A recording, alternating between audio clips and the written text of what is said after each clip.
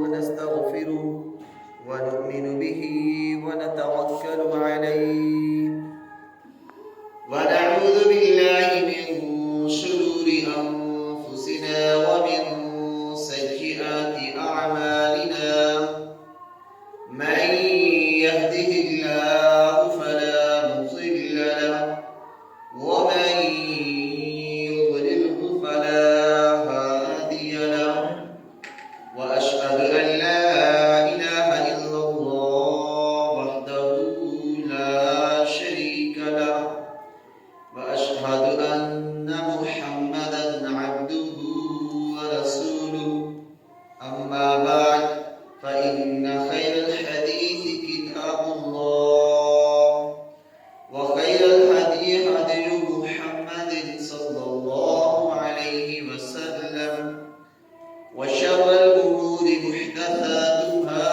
وكل محدثة بدعة وكل بدعة ضلالة وكل ضلالة في النار. قال الله تبارك وتعالى في القرآن المجيد وإن كنتم في ريب مما نزلنا على عبدنا فأتوا بسورة من مثله وادعوا شهداءكم من دون الله إن كنتم صادقين فإن لم تفعلوا ولن تفعلوا فاتقوا النار التي وقودها الناس والحجارة أعدت للكافرين.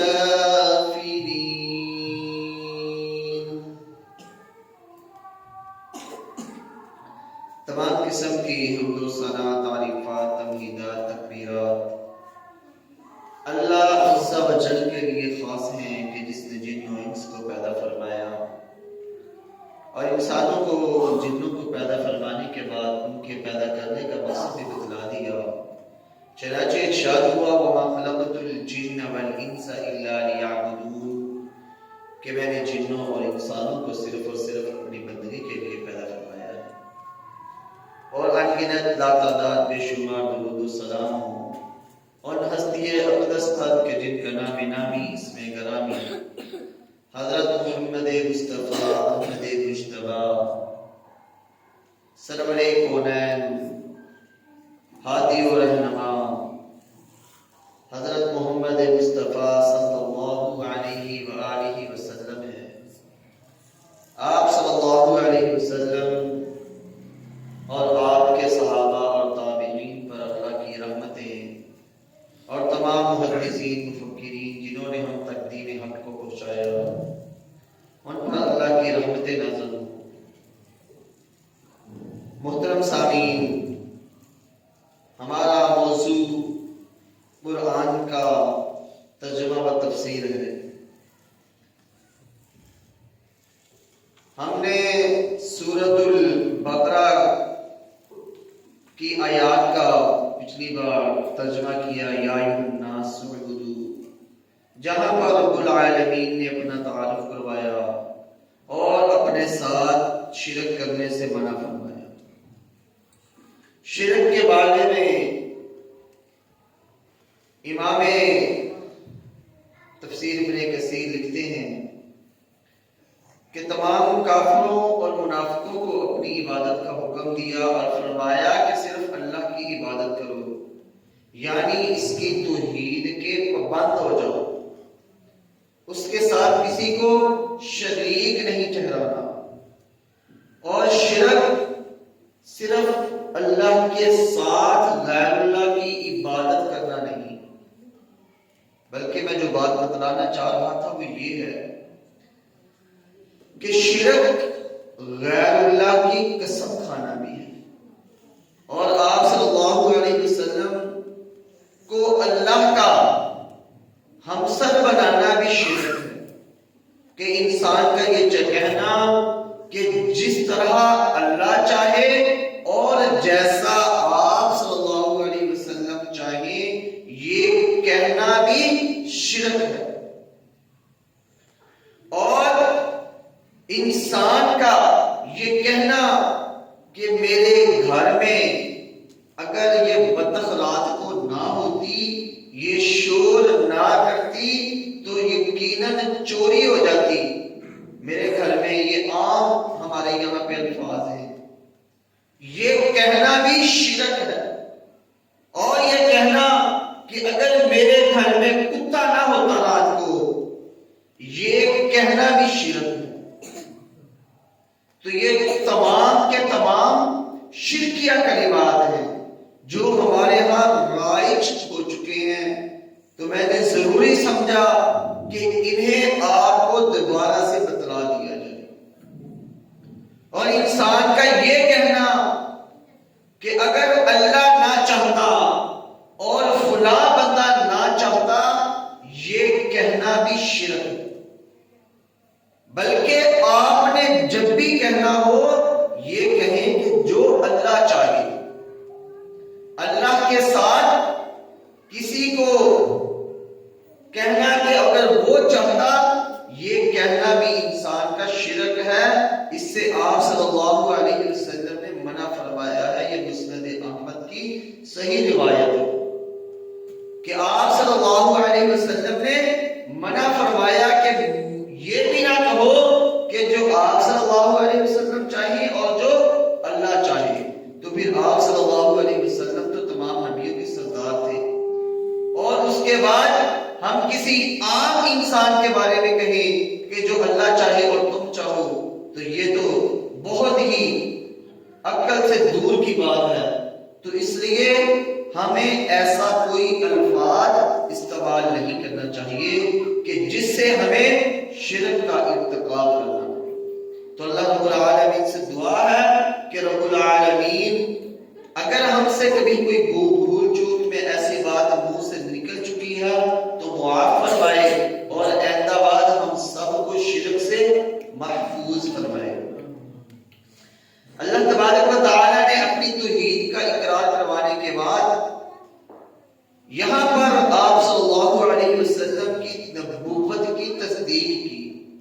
اللہ تبارک و تعالی نے ارشاد فرمایا وَإِن كُنتُمْ فِي رَيْبٍ مِّمَّا نَزَّلْنَا عَلَىٰ عَبْدِنَا، اور اگر تم کسی شک میں ہو اس چیز کے بارے میں جو ہم نے نازل کی، عَلَىٰ عَبْدِنَا، اپنے بندے پر، یعنی حضرت محمد مصطفیٰ صلی اللہ علیہ وآلہ وسلم پر جو ہم نے نازل کیا ہے، اس کے بارے میں اگر تمہیں کوئی شک ہے، فَأْتُوا بِسُورَةٍ مِّن مِّثْلِهِ، تو پھر جاؤ جا کے اس کے جیسی ایک صورت گھڑ لاؤ، بنا لاؤ.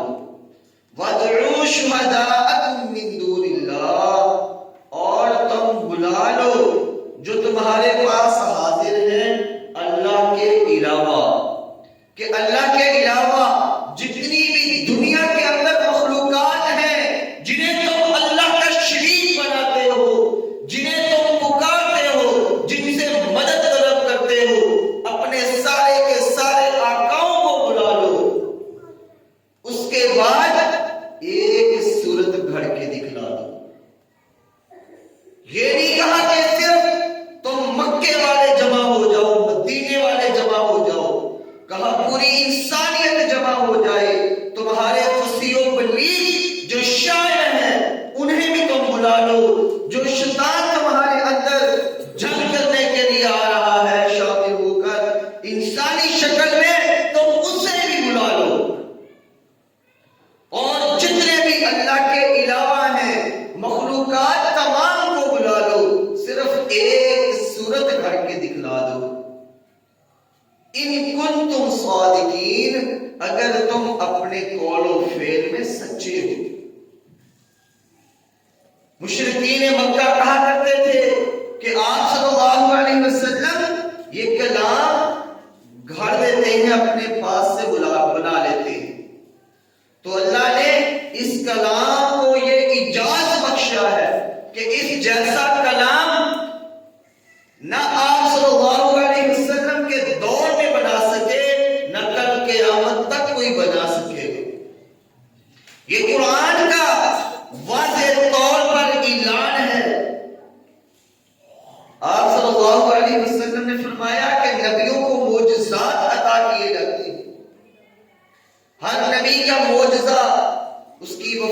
کے بعد، اس کی رحلت کے بعد ختم ہو جاتا ہے.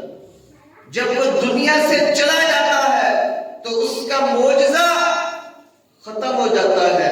لیکن جو مجھے عطا کیا گیا معجزہ وہ وہی ہے. یعنی یہ قرآن کریم ہے جو آپ صلی اللہ علیہ وسلم کو بطور معجزہ عطا کی گئی.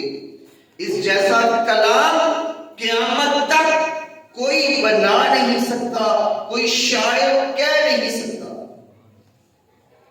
جب شاعر اپنی شاعری کہتا ہے تو اس کا مقصد ہوتا ہے کہ یا تو وہ شراب و شباب کی تعریف کرے گا، یا جنگ و جدال کی تعریف کرے گا، یا جانوروں کی تعریف کرے گا. آج کا شاعر ہوگا تو وہ گاڑیوں کی تعریف کر لے گا. اس کے صرف ایک دو شعر ہوتے ہیں جن کا کوئی مقصد ہوتا ہے، بقایا اس کی شاعری فضول ہوتی ہے. لیکن قرآن ایک ایسی کتاب ہے کہ اس کا ایک ایک لفظ حکمت سے بھرا ہوا ہے، فصیح و بلیغ ہے. کتاب فصلت آیاتہ، اس کی ایک ایک جو کتاب کی آیت ہے وہ حکمت اور فصیلت سے بھرپور ہے. اللہ تبارک و تعالی فرماتے ہیں فَأْتُوا بِكِتَابٍ مِّنْ عِندِ اللَّهِ هُوَ أَهْدَىٰ مِنْهُمَا أَتَّبِعْهُ إِن كُنتُمْ صَادِقِينَ. اگر تم سچے ہو ان دونوں یعنی تورات اور قرآن سے زیادہ کوئی ہدایت والی کتاب لے آؤ تو پھر کیا ہوگا، میں بھی اس کی پیروی کروں گا. یا صلی اللہ علیہ وسلم کو مخاطب کر کے کہا جا رہا ہے کہ ان سے کہہ دیں کہ ایسی کوئی کتاب لے آئیں. خدا کی قسم کوئی ایسی کتاب قرآن جیسی کتاب قیامت تک نہیں لا سکتا. یہ وہ کتاب ہے کہ جس کے ایک ایک لفظ کا کوئی معنی ہے، کوئی مفہوم ہے. کہیں پر آنے والے وقتوں کی خبر ہے، کہیں پر گزرے ہوئے واقعات بیان کیے جا رہے ہیں، کہیں پر انسانوں کو حکم دیا جا رہا ہے، کہیں پر انہیں کسی کام سے منع کیا جا رہا ہے، کہیں پر ڈرایا جا رہا ہے، کہیں پر دھمکایا جا رہا ہے، کہیں پر خوشخبریاں دی جا رہی ہیں، کہیں پر جنت کی خوشخبریاں ہیں، کہیں پر جہنم سے ڈرانا ہے. یہ میرے رب کا قرآن ہے کہ جس کی مثل کوئی کلام ہو نہیں سکتا. یہ آپ صلی اللہ علیہ وسلم کا معجزہ ہے جو کل قیامت تک جاری و ساری رہے گا. یہ ایسا معجزہ ہے کہ جس کا انکار نہ تب کے لوگ، نہ تب کا مشرک کرتا تھا، نہ آج کا مشرک کر سکتا ہے. آپ صلی اللہ علیہ وسلم ان پڑھ تھے، پڑھنا لکھنا نہیں جانتے تھے، تو اس کے باوجود تب کے مشرکوں نے کہا کہ یہ آپ کے اوپر کوئی شیطان نازل ہوتا ہے، آپ اپنے پاس سے کرتے ہیں، آپ شاعر ہیں، آپ مجنون ہیں.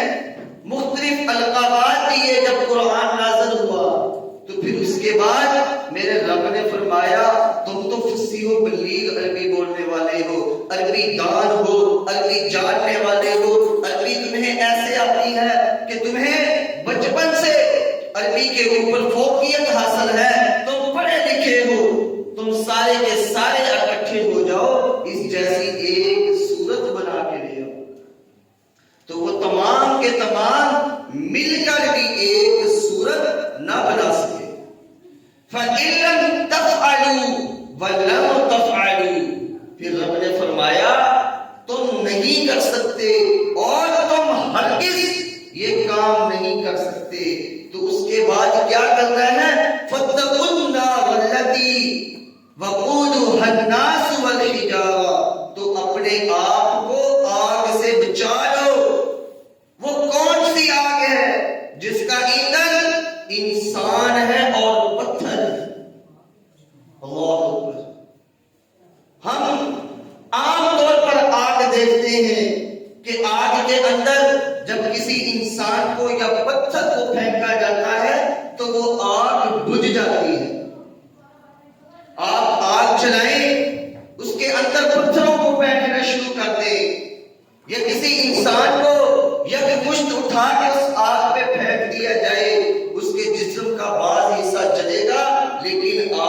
بجھ جائے گی۔ جہنم کی آگ ایک ایسی آگ ہے کہ جس کے ایندھن کے طور پر، لکڑیوں کے طور پر انسانوں اور پتھروں کو استعمال کیا جائے گا۔ جب پتھر پھینکے جائیں گے تو وہ آگ مزید بھڑک اٹھے گی، جب انسانوں کو پھینکا جائے گا تو وہ مزید جلانا شروع کر دے گی۔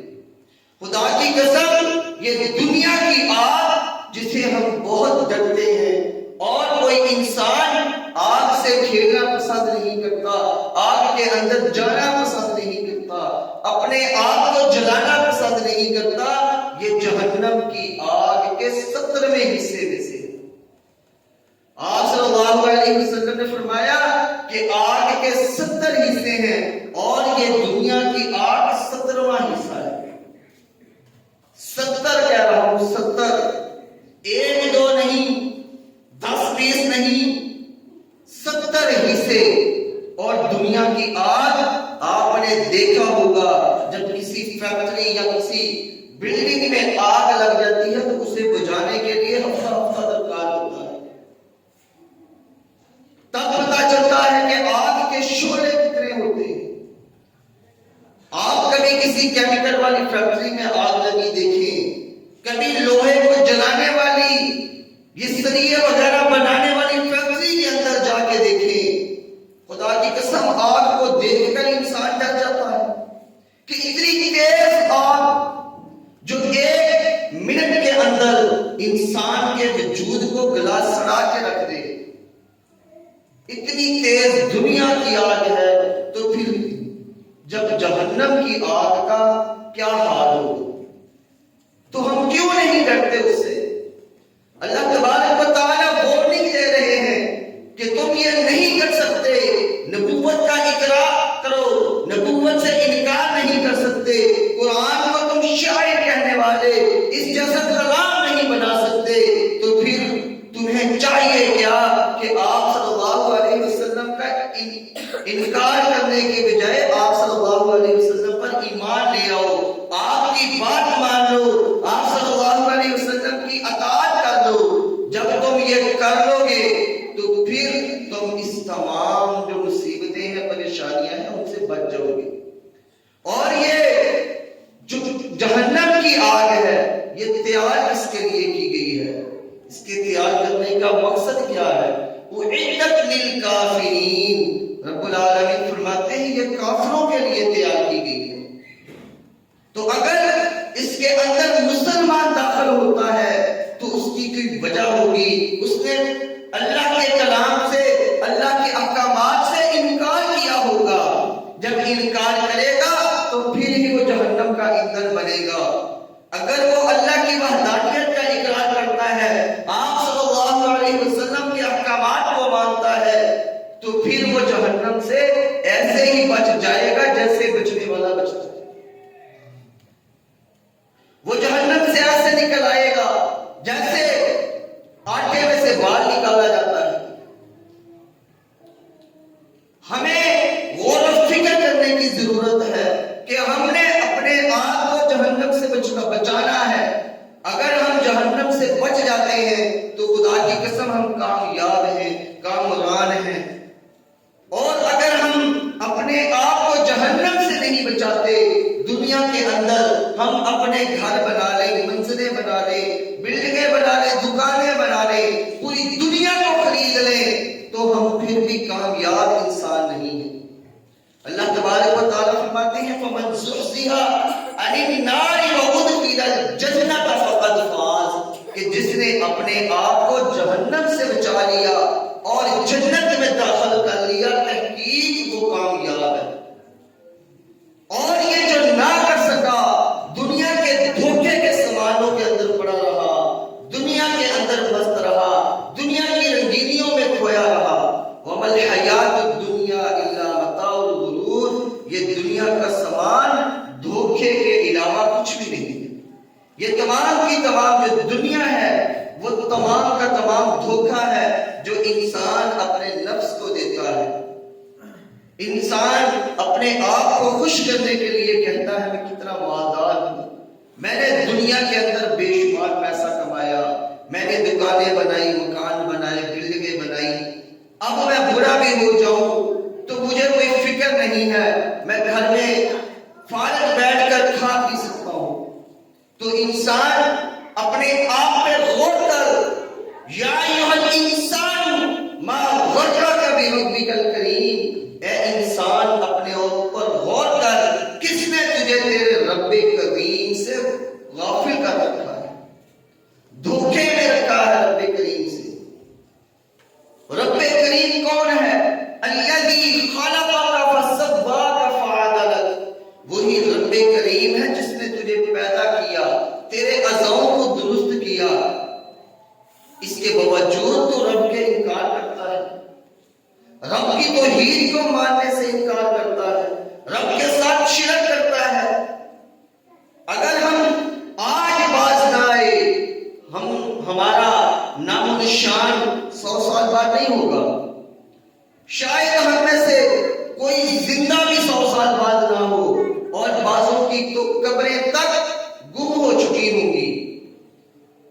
صرف 100 سال کی بات ہے، 100 سال بعد ہماری قبروں کا بھی نام و نشان نہیں ہوگا، چاہے ہم دنیا کے اندر جتنے بھی فنکار بن جائیں، ہمارے نام و نشان مٹا دیے جائیں گے۔ آج سے 100 سال پہلے بھی ہمارا نام و نشان نہیں تھا، ہم میں سے کوئی نہیں تھا، تو پھر کیوں انسان دنیا کے اندر غرق ہو گیا؟ کیوں دنیا کو اپنا سب کچھ سمجھ لیا؟ کیوں آخرت کی فکر نہیں کرتا؟ یہ ہمارے لیے فکر کا مہینہ ہے، اللہ کو خوش کرنے والا مہینہ ہے۔ خدا کی قسم، آپ صلی اللہ علیہ وسلم نے اس انسان کو کہا کہ یہ ہلاک ہو جائے، تباہ و برباد ہو جائے، کہ جس کی زندگی کے اندر ماہ رمضان آتا ہے اور وہ پھر بھی اپنے آپ کو رب سے بخشوا نہیں سکتا، اپنے آپ کو جہنم سے آزاد نہیں کروا سکتا، اپنے گناہوں کی بخشش نہیں کرواتا، پھر بھی حرام مال کو جمع کرنے میں لگا ہے، دنیا کی خواہشات کے پیچھے لگا ہے۔ یہ دنیا کی خواہشات ہماری آزمائش کے لیے ہے۔ زُشِّرَ لِلنَّاسِ حُبُّ الشَّهَوَاتِ مِنَ النِّسَاءِ، مال کے ساتھ، عورتوں کے ساتھ، بیٹوں کے ساتھ اس دنیا کی زندگی کو شہوت دی گئی ہے، اس دنیا کی زندگی کو مزین کیا گیا ہے۔ لیکن مسلمان وہ ہوتا ہے جو ان تمام سے پھر بھی بچ جاتا ہے، صرف دنیا کے پیچھے نہیں چلتا بلکہ اپنی آخرت کی فکر کرتا ہے۔ اگر ہم آخرت کی فکر کریں گے تو ہم کامیاب ہیں، اور اگر ہم نے آخرت کی فکر چھوڑ دی تو پھر سوائے پچھتانے کے ہمارے لیے کچھ نہیں بچے گا۔ آپ صلی اللہ علیہ وسلم نے ارشاد فرمایا، من صام رمضان ایمانا واحتسابا غفر له ما تقدم من ذنبه، یہ صحیح روایت ہے مسلم کی۔ آپ صلی اللہ علیہ وسلم کا فرمان عالی شان ہے کہ جو شخص رمضان کے روزے رکھتا ہے ثواب کی نیت سے، اس کے تمام سابقہ گناہ معاف کر دیے جاتے ہیں۔ تو آج ہمیں اپنے اوپر غور و فکر کرنی چاہیے، کیا ہم رمضان کے روزے رکھ رہے ہیں؟ اور اگر ہم روزے رکھتے ہیں تو کیا روزے کا حق ادا کر رہے ہیں؟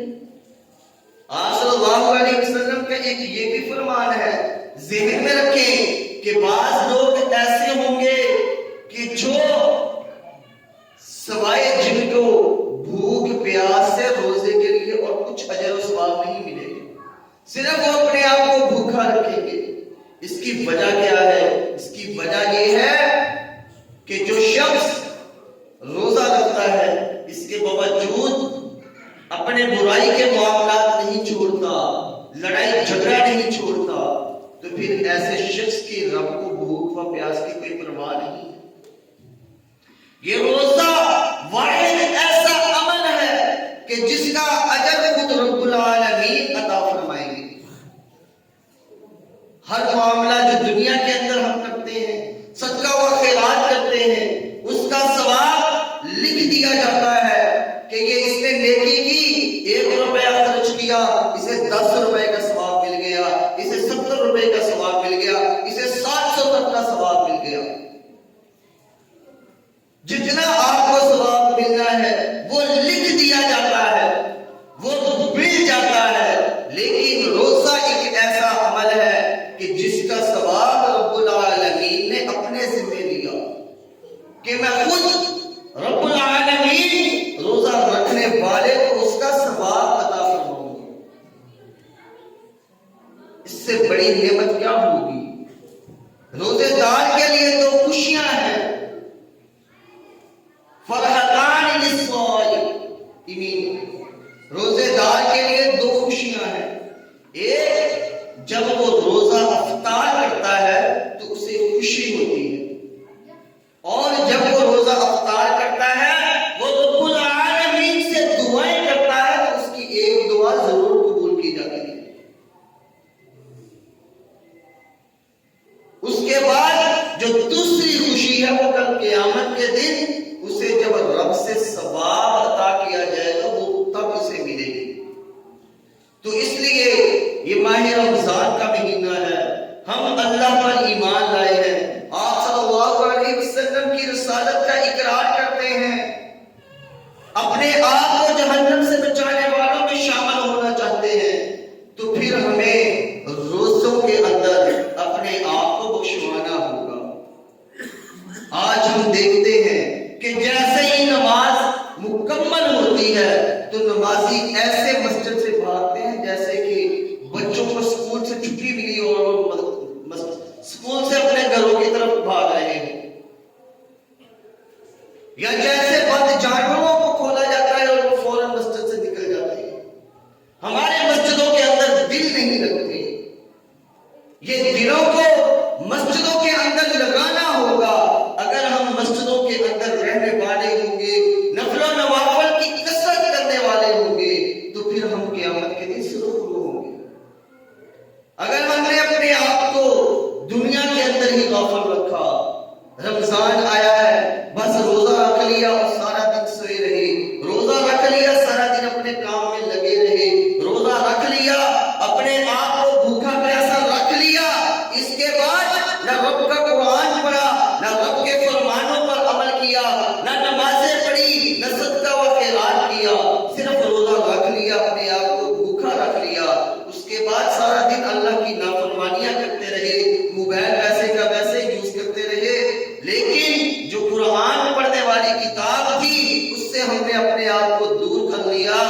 جو نمازیں پڑھنے کا ہمیں حکم ملا تھا ہم نے صرف فرض ادا کیے اور اپنے کاموں میں مشغول ہو گئے، تو پھر ہمیں رمضان کے آنے کا کیا فائدہ ملا؟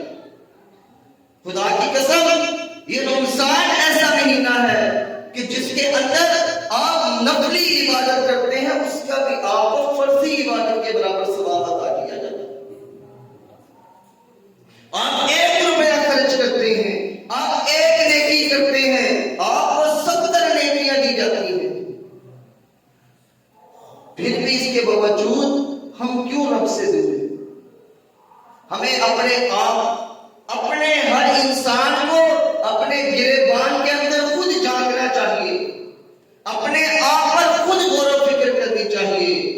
یہ دنیا کی زندگی ہے، گزر جانی ہے، چاہے کوئی دنیا کا مفلس ترین انسان ہو جس نے زندگی کے اندر کوئی بھی خوشی دیکھی نہ ہو، کل قیامت کے دن جب اس کو رب کے حکم سے ایک جنت کا چکا لگوایا جائے گا تو پھر اسے جب واپس رب کے پاس لایا جائے گا تو رب العالمین پوچھیں گے کہ کیا دنیا کے اندر تمہیں کوئی کبھی غمی، کوئی مصیبت پریشانی دیکھی ہے؟ وہ کہے گا مصیبت پریشانی ہوتی کیا ہے میرے رب، میں تو دنیا کے اندر بھی خوش و خرم رہا، اور جب دنیا کے اندر سب سے مالدار شخص ہوگا جس کے ایک حکم پر ہر چیز تیار ہو جاتی ہوگی، جو دنیا کے اندر عیش و عشرت کی زندگی گزارنے والا ہوگا، جب اسے ایک جہنم کا چکر لگوایا جائے گا تو پھر رب العالمین پوچھیں گے کہ کیا تو نے دنیا کے اندر کوئی خوشی دیکھی تھی؟ وہ کہے گا خوشی ہوتی کیا ہے؟ میں نے تو دنیا کے اندر کبھی کوئی سکھ، کوئی آرام دہ کام دیکھا ہی نہیں۔ صرف جہنم کا چکر لگانے کی وجہ سے اسے اپنی تمام کی تمام دنیاوی زندگی کی عیاشیاں، سہولتیں بھول جائیں گی۔ تو میرے بھائیوں، یہ وہ جہنم ہے جو کافروں کے لیے تیار کی گئی ہے۔ تو ہمیں چاہیے کہ ہم اپنے آپ کو جہنم سے بچائیں اور ایسے اعمال کریں کہ جس کی وجہ سے رب ہم سے راضی ہو جائے۔ اللہ رب العالمین سے دعا ہے کہ رب العالمین ہم سب کو دین حنیف پر چلنے کی توفیق عطا فرمائے۔ وآخر دعوانا الحمدللہ۔